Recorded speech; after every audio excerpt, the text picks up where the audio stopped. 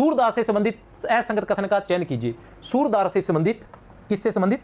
सूरदास से संबंधित असंगत कथन का चयन करना है। ये हमेशा ध्यान रखें, गोला जरूर लगाएं इस पर, किसका? असंगत कथन का चयन। साहित्य लहरी की रचना 1607 ईस्वी में हुई थी। साहित्य लहरी की रचना 1607 ईस्वी में हुई। सूर सागर सारावली में सूरदास ने अपनी आयु 67 वर्ष की कही है। साहित्य लहरी सूर सागर सारावली में सूरदास ने अपनी आयु 67 वर्ष की कही है।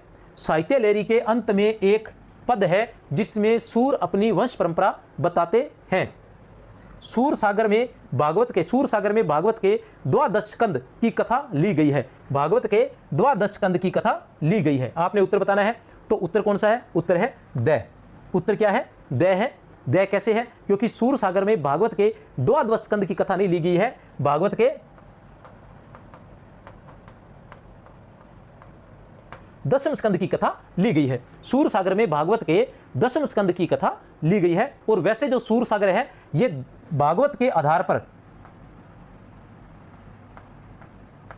द्वादश स्कंद में लिखा गया है, मतलब 12 स्कंदों में लिखा गया है। भागवत जो है वो भी 12 स्कंदों में लिखा गया है, और ये जो सूर सागर है ये भी द्वादश स्कंदों में लिखा गया है। लेकिन ये जो कथा है ये भागवत के दशम स्कंद से ली गई। किससे? भागवत के दशम स्कंद से ली गई है।